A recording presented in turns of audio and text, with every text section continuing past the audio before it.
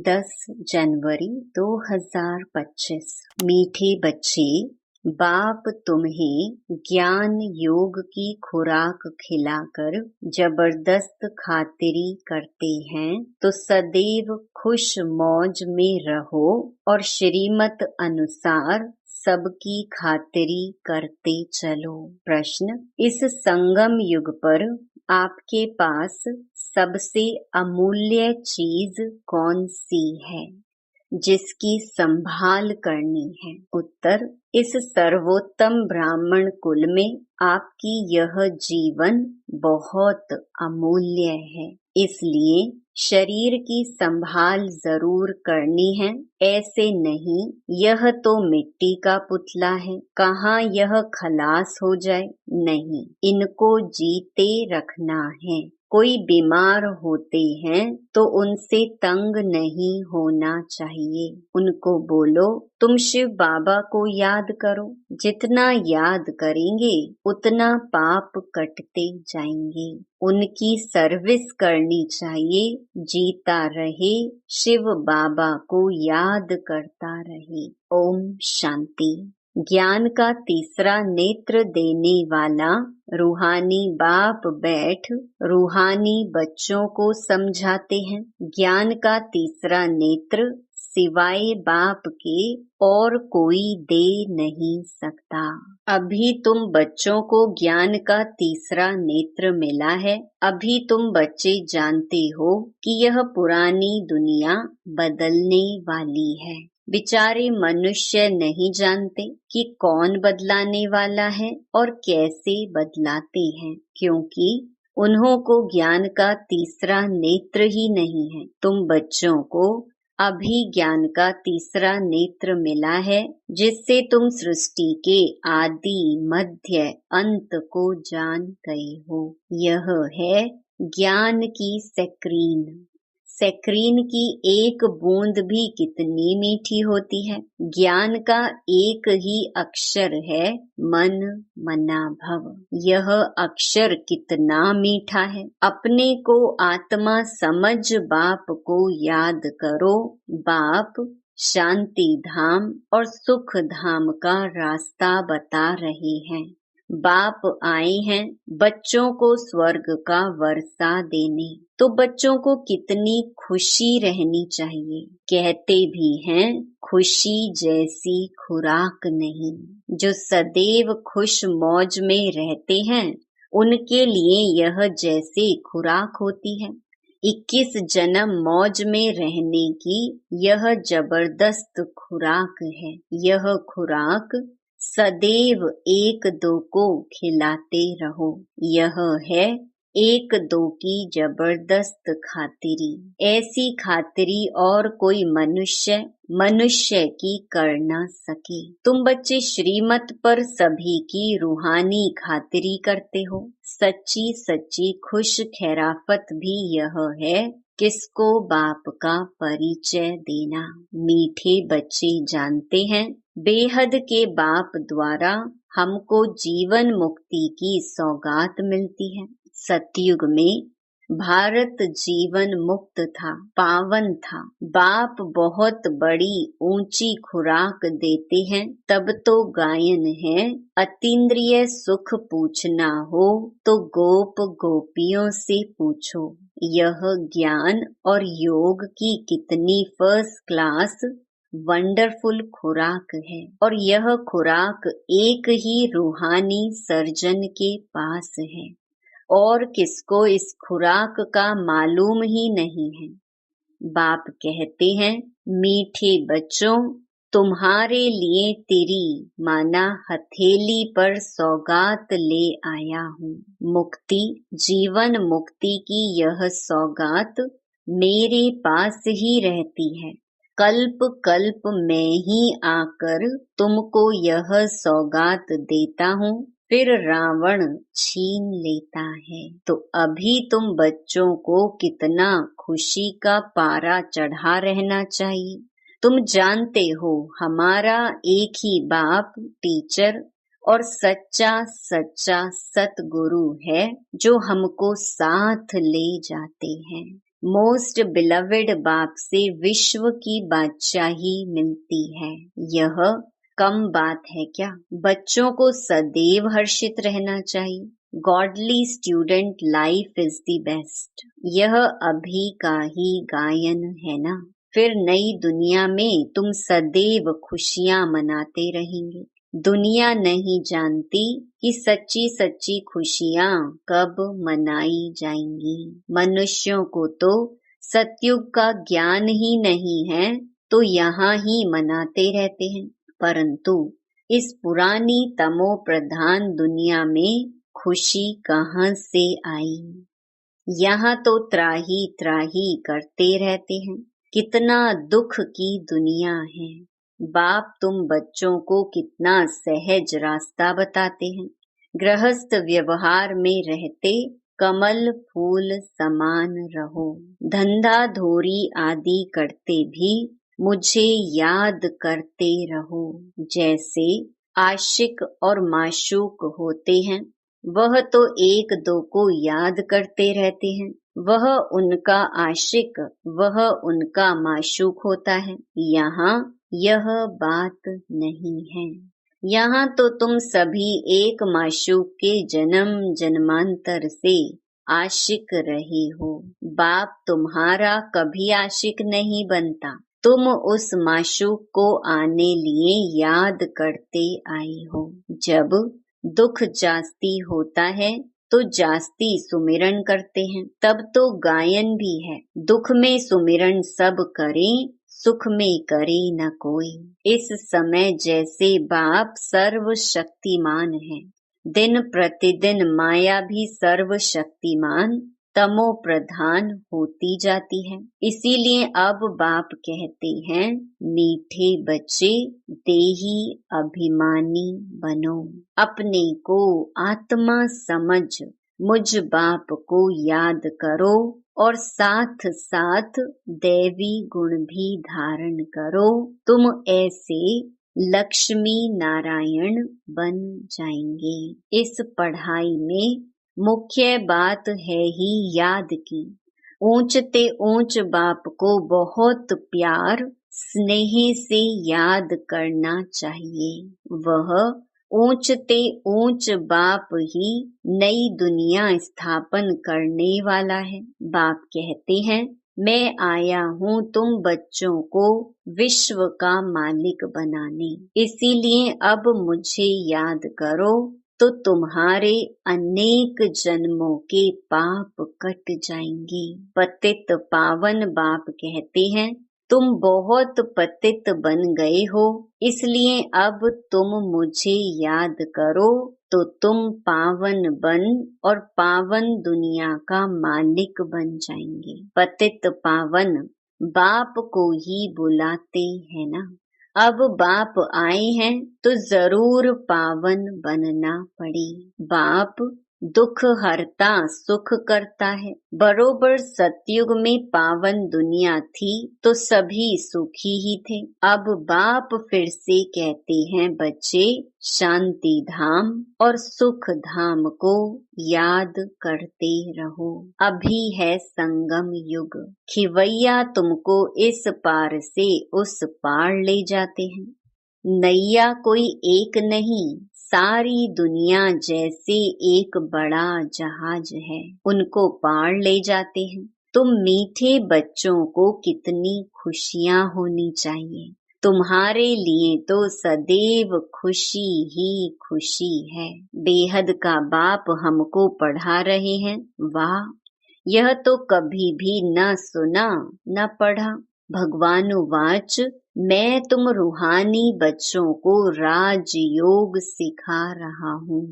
तो पूरी रीति सीखना चाहिए, धारणा करनी चाहिए, पूरी रीति पढ़ना चाहिए। पढ़ाई में नंबर वार तो सदैव होते ही हैं। अपने को देखना चाहिए, मैं उत्तम हूँ, मध्यम हूँ व कनिष्ठ हूँ। बाप कहते हैं, अपने को देखो, मैं ऊंच पद पाने के लायक हूँ, रूहानी सर्विस करता हूँ। क्योंकि बाप कहते हैं, बच्चे सर्विसेबल बनो, फॉलो करो। मैं आया ही हूँ सर्विस के लिए, रोज सर्विस करता हूँ, इसलिए ही तो यह रथ लिया है। इनका रथ बीमार पड़ जाता है तो मैं इनमें बैठ मुरली लिखता हूँ। मुख से तो बोल नहीं सकते तो मैं लिख देता हूँ, ताकि बच्चों के लिए मुरली मिस ना हो। तो मैं भी सर्विस पर हूँ ना। यह है रूहानी सर्विस। तो तुम बच्चे भी बाप की सर्विस में लग जाओ। On God fatherly service. जो अच्छा पुरुषार्थ करते हैं, अच्छी सर्विस करते हैं, उनको महावीर कहा जाता है। देखा जाता है कौन महावीर हैं, जो बाबा के डायरेक्शन पर चलते हैं। बाप का फरमान है, अपने को आत्मा समझ भाई भाई देखो। इस शरीर को भूल जाओ। बाबा भी शरीर को नहीं देखते हैं। बाप कहते हैं, मैं आत्माओं को देखता हूँ। बाकी यह तो ज्ञान है कि आत्मा शरीर बिगर बोल नहीं सकती। मैं भी इस शरीर में आया हूँ, लोन लिया हुआ है। शरीर साथी आत्मा पढ़ सकती है। बाबा की बैठक यहाँ भ्रकुटी में है। यह है अकाल तख्त। आत्मा अकाल मूर्त है। आत्मा कब छोटी बड़ी नहीं होती है, शरीर छोटा बड़ा होता है। जो भी आत्माएं हैं उन सभी का तख्त यह भ्रकुटी है। शरीर तो सभी के भिन्न भिन्न होते हैं। किसका अकाल तख्त पुरुष का है, किसका अकाल तख्त स्त्री का है, किसका अकाल तख्त बच्चे का है। बाप बैठ बच्चों को रूहानी ड्रिल सिखलाते हैं। जब कोई से बात करो तो पहले अपने को आत्मा समझो। हम आत्मा फलाने भाई से बात करते हैं। बाप का पैगाम देते हैं कि शिव बाबा को याद करो। याद से ही जंक उतरनी है। सोने में जब अलॉय पड़ती है तो सोने की वैल्यू ही कम हो जाती है। तुम आत्माओं में भी जंक पड़ने से तुम वैल्यूलेस हो गए हो। अब फिर पावन बनना है। तुम आत्माओं को अब ज्ञान का तीसरा नेत्र मिला है। उस नेत्र से अपने भाइयों को देखो। भाई भाई को देखने से कर्मेंद्रियां चंचल नहीं होंगी। राज्य भाग्य लेना है, विश्व का मालिक बनना है तो यह मेहनत करो। भाई भाई समझ सभी को ज्ञान दो, तो फिर यह टेव आदत पक्की हो जाएगी। सच्चे सच्चे ब्रदर्स तुम सभी हो। बाप भी ऊपर से आए हैं, तुम भी आए हो। बाप बच्चों सहित सर्विस कर रहे हैं। सर्विस करने की बाप हिम्मत देते हैं। हिम्मते बच्चे, मददे बाप। तो यह प्रैक्टिस करनी है। मैं आत्मा भाई को पढ़ाता हूँ। आत्मा पढ़ती है ना, इसको स्पिरिचुअल नॉलेज कहा जाता है, जो रूहानी बाप से ही मिलती है। संगम पर ही बाप आकर यह नॉलेज देते हैं कि अपने को आत्मा समझो। तुम नंगे आए थे, फिर यहाँ शरीर धारण कर तुमने 84 जन्म पार्ट बजाया है। अब फिर वापस चलना है, इसलिए अपने को आत्मा समझ भाई भाई की दृष्टि से देखना है। यह मेहनत करनी है। अपनी मेहनत करनी है, दूसरे में हमारा क्या जाता। चैरिटी बिगिंस एट होम, अर्थात पहले खुद को आत्मा समझ फिर भाइयों को समझाओ तो अच्छी रीति तीर लगेगा। यह जौहर भरना है। मेहनत करेंगे तब ही ऊंच पद पाएंगे। इसमें कुछ सहन भी करना पड़ता है। जब कोई उल्टी सुलटी बात बोले तो तुम चुप रहो। तुम चुप रहेंगे तो फिर दूसरा क्या करेगा। ताली 2 हाथ से बजती है। एक ने मुख की ताली बजाई, दूसरा चुप कर दे तो वह आपे ही चुप हो जाएंगे। ताली से ताली बजने से आवाज हो जाता है। बच्चों को 1-2 का कल्याण करना है। बाप समझाते हैं, बच्चे सदैव खुशी में रहने चाहते हो तो मन मना भव। अपने को आत्मा समझ बाप को याद करो। भाइयों, आत्माओं तरफ देखो। तो बच्चों को रूहानी यात्रा पर रहने की आदत डालनी है। तुम्हारे ही फायदे की बात है। बाप की शिक्षा भाइयों को देनी है। बाप कहते हैं, मैं तुम आत्माओं को ज्ञान दे रहा हूँ, आत्माओं को ही देखता हूँ। मनुष्य से बात करेंगे तो उनके मुंह को देखेंगे ना। तुम आत्मा से बात करते हो तो आत्मा को ही देखना है। भल शरीर द्वारा ज्ञान देते हो, परंतु इसमें शरीर का भान तोड़ना होता है। तुम्हारी आत्मा समझती है, परमात्मा बाप हमको ज्ञान दे रहे हैं। बाप भी कहते हैं, आत्माओं को देखता हूँ। आत्माएं भी कहती, हम परमात्मा बाप को देख रहे हैं, उनसे नॉलेज ले रहे हैं। इसको कहा जाता है स्पिरिचुअल ज्ञान की लेन देन। आत्मा की आत्मा के साथ, आत्मा में ही ज्ञान है, आत्मा को ही ज्ञान देना है। यह जैसे जौहर है, तुम्हारे ज्ञान में यह जौहर भर जाएगा तो किसको भी समझाने से झट तीर लग जाएगा। बाप कहते हैं, प्रैक्टिस करके देखो, तीर लगता है ना। यह नई टेव डालनी है तो फिर शरीर का भान निकल जाएगा। माया के तूफान कम आएंगे, बुरे संकल्प नहीं आएंगे, क्रिमिनल आई भी नहीं रहेगी। हम आत्मा ने 84 का चक्कर लगाया, अब नाटक पूरा होता है। अब बाबा की याद में रहना है। याद से ही तमो प्रधान से सतो प्रधान बन, सतो प्रधान दुनिया के मालिक बन जाएंगे। कितना सहज है। बाप जानते हैं, बच्चों को यह शिक्षा देना भी मेरा पार्ट ही है, कोई नई बात नहीं।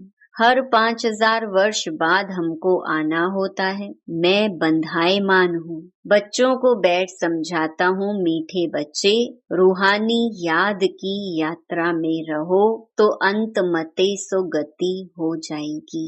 यह अंत काल है ना। मामेकम याद करो तो तुम्हारी सदगति हो जाएगी। याद की यात्रा से पाया मजबूत हो जाएगा। यह देही अभिमानी बनने की शिक्षा एक ही बार तुम बच्चों को मिलती है। कितना वंडरफुल ज्ञान है। बाबा वंडरफुल है तो बाबा का ज्ञान भी वंडरफुल है, कब कोई बता न सके। अभी वापस चलना है, इसलिए बाप कहते हैं, मीठे बच्चों, यह प्रैक्टिस करो। अपने को आत्मा समझ आत्मा को ज्ञान दो। तीसरे नेत्र से भाई भाई को देखना है। यह बड़ी मेहनत है। यह है तुम ब्राह्मणों का सर्वोत्तम ऊंच ते ऊंच कुल। इस समय तुम्हारा जीवन अमूल्य है, इसलिए इस शरीर की भी संभाल करनी है। तमो प्रधान होने कारण शरीर की आयु भी कम होती गई है। अब तुम जितना योग में रहेंगे उतना आयु बढ़ेगी। तुम्हारी आयु बढ़ते बढ़ते 150 वर्ष हो जाएगी सतयुग में। इसीलिए शरीर की भी संभाल करनी है। ऐसे नहीं यह तो मिट्टी का पुतला है, कहाँ यह खलास हो जाए। नहीं, इनको जीते रखना है। यह अमूल्य जीवन है ना। कोई बीमार होते हैं तो उनसे तंग नहीं होना चाहिए। उनको भी बोलो शिव बाबा को याद करो। जितना याद करेंगे उतना उनके पाप कटते जाएंगे। उनकी सर्विस करनी चाहिए। जीता रहे, शिव बाबा को याद करता रहे। यह समझ तो रहती है ना, हम बाबा को याद करते हैं, आत्मा याद करती है बाप से वर्षा पाने के लिए। अच्छा, मीठे मीठे सिकिलधे बच्चों प्रति नंबरवार पुरुषार्थ अनुसार मात पिता बाप दादा का याद प्यार और गुड मॉर्निंग। रूहानी बाप की रूहानी बच्चों को नमस्ते। धारणा के लिए मुख्य सार। पहला, अपने को देखो मैं पुरुषार्थ में उत्तम हूँ, मध्यम हूँ या कनिष्ठ हूँ। मैं ऊंच पद पाने के लायक हूँ। मैं रूहानी सर्विस करता हूँ। दूसरा, तीसरे नेत्र से आत्मा भाई को देखो, भाई भाई समझ सभी को ज्ञान दो। आत्मिक स्थिति में रहने की आदत डालो तो कर्मेंद्रियां चंचल नहीं होंगी। वरदान, ब्रह्मा बाप समान महात्याग से महान भाग्य बनाने वाले फरिश्ता सो विश्व महाराजन भव। फरिश्ता सो विश्व महाराजन बनने का वरदान उन्हीं बच्चों को प्राप्त होता है जो ब्रह्मा बाप के हर कर्म रूपी कदम के पीछे कदम उठाने वाले हैं, जिनका मन बुद्धि संस्कार सदा बाप के आगे समर्पित है। जैसे ब्रह्मा बाप ने इसी महात्याग से महान भाग्य प्राप्त किया, अर्थात नंबर 1 संपूर्ण फरिश्ता और नंबर 1 विश्व महाराजन बने, ऐसे फॉलो फादर करने वाले बच्चे भी महान त्यागी व सर्वस्व त्यागी होंगे। संस्कार रूप से भी विकारों के वंश का त्याग करेंगे। स्लोगन, अभी सब आधार टूटने हैं, इसलिए एक बाप को अपना आधार बनाओ। अपनी शक्तिशाली मनसा द्वारा सकाश देने की सेवा करो।